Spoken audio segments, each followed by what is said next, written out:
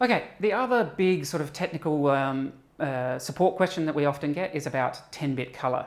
So 10-bit color is about color integrity. It's about the quality of the signal that travels between the monitor, and, between the computer and the monitor. Typically, with most computers, that's an 8-bit signal, which means that red, green, and blue can each have a level value between 0 and 255. 10-bit color is much higher quality. It allows you to have many more levels, many more gradations of color, which in theory results in smoother transitions and better tone mapping at the monitor end. The problem with 10-bit color is that it can be a significant amount of hassle to get it working. It does take some expense, and in many ways it's often not worth the effort. Now I'll take you through all of that and I'll show you how to do it, but the key thing to understand is that for most people, working in 10-bit color is by no means essential, and it's definitely not worth losing sleep over. Okay, so to cover the sort of somewhat easier scenario, I'll talk about Mac first. If you have a modern up-to-date Mac, which is essentially from about mid-2016 onwards, you will get 10-bit support out of the box. All of the video cards support 10-bit in the current laptops and the Mac Mini and so on. They all support 10-bit, and as long as you connect things with a modern digital cable, you will get 10-bit support and it will enable itself automatically. So it's quite a simple thing. On the PC, it used to be easier on the PC than on the Mac, where it just simply wasn't possible, but now it's slightly harder on the PC and all. On the PC, it's important that you have what's called a workstation video card. So to clarify that, there are two types of 10-bit. There's kind of consumer video desktop 10-bit, the more kind of generic deep color 10-bit, that most people in internet forums, when people are talking about 10-bit color, that's what you'll come across. And then there is the professional 10-bit, the OpenCL acceleration 10-bit for things like Photoshop and so forth. They're two completely different things, and they're very often misunderstood. To get your professional applications working in 10-bit, you need a workstation video card. So that basically means an Nvidia Quadro or an ATI FirePro card. These are quite different cards. You know, you can go out and spend $600 or $700 on a high-end gaming card.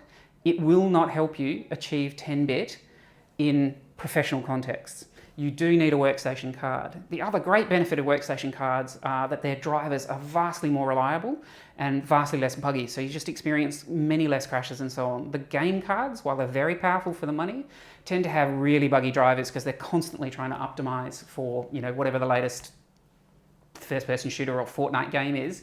And the negative result of that is that they have lots of problems in professional applications. So I can't stress this strongly enough.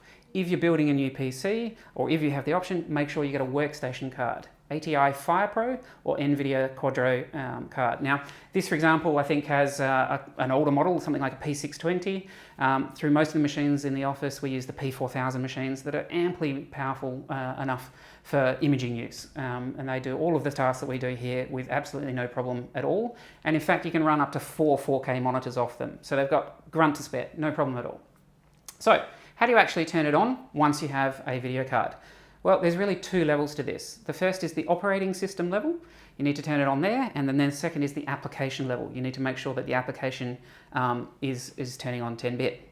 So I'll show you how to do it, and then I'll talk about why it doesn't really necessarily solve all your 10-bit problems and is perhaps not worth the effort anyway. But it is worth doing, and particularly in some contexts like video editing and so on, you definitely do want 10-bit color if you can get it. So it's worth knowing how to do it. So here we have the Nvidia control panel. I've opened it up, and basically it has its control down here. You've got what bit depth of the color to send and the output color depth. This is the main control to enable 10 bits per channel to go between the computer and the monitor. So this is the first place that we have to turn it on. So we turn it on and we apply it, and you'll see it takes a few moments to work itself out. And now we have 10 bits of color going at the general desktop level. So that's how you would just achieve it, and if you want to watch your movies in 10-bit and so on, that's the basics of it there. By the way, you saw a little message pop up when I did that. That was actually just the monitor telling us that it needs to be calibrated, which is one of the really handy features of the BenQ monitor, is it reminds you when you do need to go through the calibration process.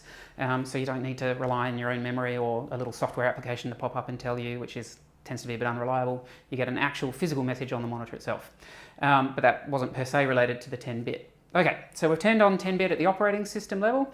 The next thing to do is turn 10-bit on at the application level. So what we're going to do is we're going to start Photoshop up, which is for many people the main application that they would care about. And we're going to enable 10-bit support in Photoshop itself. The important thing to understand though is that Photoshop is not fully implemented in 10-bit. So while you can achieve 10-bit display in Photoshop, very often as soon as you do anything complex in Photoshop, and that includes things like adjustment layers and certain filters, they are not implemented in 10-bit. So Photoshop will automatically and without telling you drop back its display to 8-bit, and you'll essentially have only 8-bit display anyway in that application. And that tends to happen a fair bit when you're working on images. So it is you know, you spend all this effort, time and money trying to get 10-bit working on, Photoshop will fairly transparently drop you back to 8-bit when it needs to anyway. So it's not really something worth stressing about, because the reality is that very often, even if you have it all set up working correctly on either platform, you don't actually end up using it in practice. I'll just open up an image because it will get grumpy with me there. Give me one sec. Actually, just create a new image, that'll do. Yep. Okay, so the 10-bit control in Photoshop lives in its preferences section under the performance section. Under here we have a little control panel that controls all of the Photoshop performance settings, and in particular we have the graphics processor settings. First of all, we want to make sure that Use Graphics Processor is ticked. This means that the graphics processor is used to accelerate all sorts of functions in Photoshop. And without that, Photoshop performance tends to be a real dog. So you really want to make sure that's turned on, because otherwise you're using your CPU for everything, and you'll soon find that you get vastly less good performance. So we make sure that's ticked, and then we go into Advanced Settings. Under Advanced Settings here, you can see various settings, use OpenCL and so on. The important one is 30-bit display. 30-bit display is exactly the same as 10-bit because it's 10 bits per channel, red, green and blue. 3 channels, 3 times 10 is 30. So 10-bit and 30-bit are the same thing. It's a common point of confusion. If we turn this on here, click OK, we now have Photoshop working in 10 bits per channel. Nothing changed. Well, what Photoshop should tell you is that you do need to restart Photoshop to get it to pick things up. And with any luck, it will now start up in 10 bits per channel mode. You still won't see any actual practical difference though. Most images, and this is the key thing, 99% of images are going to display identically on an 8-bit setup and a 10-bit setup. The only area where you're really going to see any difference with 10-bit images is extraordinarily smooth gradients. And quite frankly, I, in 15 or more years of professional retouching work, have literally never once seen a practical occasion where 10-bit made a practical quality difference to work. That's how unimportant it is. If you're a fine art black and white aficionado and all you shoot is abstract, you know, Edward Weston style images, extremely smooth gradients on capsicums, for example, you might be one of the very rare people who genuinely needs 10-bit. But the reality is the vast bulk of work will look, display and edit identically on your screen in 8 or 10-bit. So definitely don't lose any sleep over it.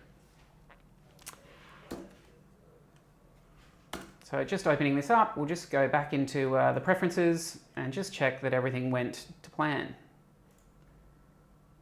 It is a fussy area of Photoshop, so I do like to explicitly check it, but here you can see 30 display is now turned on and ticked. That means that wherever possible, Photoshop will now be using 10-bit per channel color to display those smooth gradients as smoothly as possible. Again, problem solved.